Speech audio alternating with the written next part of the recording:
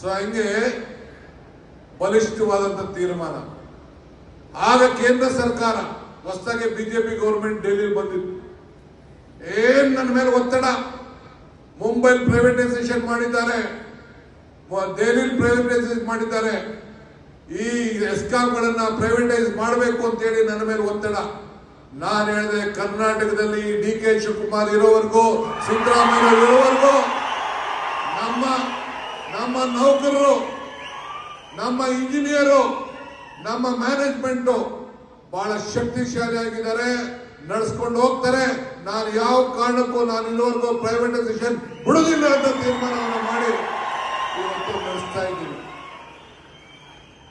19ರಿಂದ 20% transmission loss ಇತ್ತು.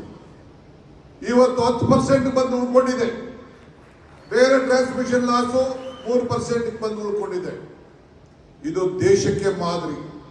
ಇವತ್ತು ಕೂಡ ಕೆಲವು ರಾಜ್ಯಗಳಲ್ಲಿ 17-18% ಇವತ್ತು ಕೂಡ ಟ್ರಾನ್ಸ್ಮಿಷನ್ ಲಾಸ್ ಇದೆ.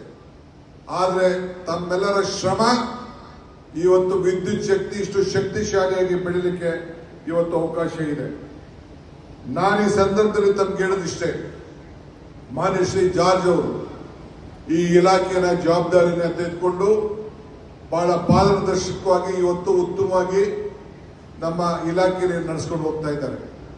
ಇವತ್ತು ನಾವು ಹಿಂದೆ ವಿದ್ಯುತ್ ಶಕ್ತಿಯಲ್ಲೂ ಕೂಡ ಅನೇಕ ಕ್ರಾಂತಿಕಾರಿ ಬದಲಾವಣೆಗಳನ್ನ ಹಿಂದೆ ತೆಗೆದುಕೊಂಡು ನಾವೇನಕ್ಕೆ ನಮ್ಮ ಸರ್ಕಾರದ ಅವಧಿಯಲ್ಲಿ ಹಿಂದಿನ ಸರ್ಕಾರದಲ್ಲಿ ಕೆಲವು ತೀರ್ಮಾನವನ್ನು ತೆಗೆದುಕೊಂಡು ವಿಂಡ್ ವಿಚಾರದಲ್ಲಿರ್ಬೋದು, ಸೋಲಾರ್ ವಿಚಾರದಲ್ಲಿರ್ಬೋದು, ಆಮೇಲೆ ಏನು ನಾವು ಈ ಬೆಂಗಳೂರು ನಗರದಲ್ಲಿ ಗ್ಯಾಸ್, ಇವತ್ತು ಗ್ಯಾಸ್ನಲ್ಲಿ ವಿದ್ಯುತ್ 24 ವಿತಿನ್ 2 ಮಿನಿಟ್ಸ್ ವಿದ್ಯುತ್